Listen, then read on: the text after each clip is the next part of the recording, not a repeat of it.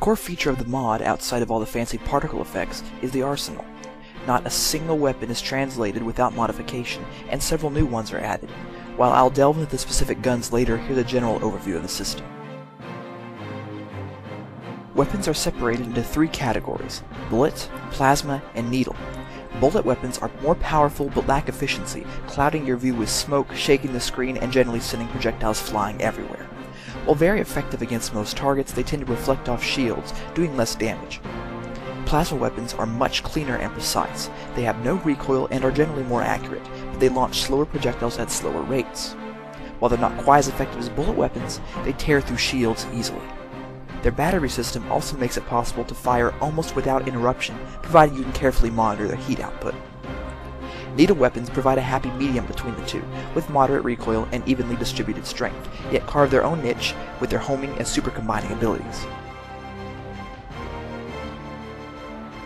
The initial plan was to have 4 weapon roles: long range, mid range, short range, and ultra short range. Each category would have its own weapon in this role. Each weapon, however, has to be both decidedly unique and easy to use. Fitting that model under that criteria eventually proved impossible. The plasma sprayer, for example, meant to counter the human SMG, ran on a complex system of rate of fire versus heat versus accuracy. It was equally as effective as the SMG, but far more cumbersome, making it an inferior choice. I couldn't remove those complexities without losing its unique qualities. It has since been removed.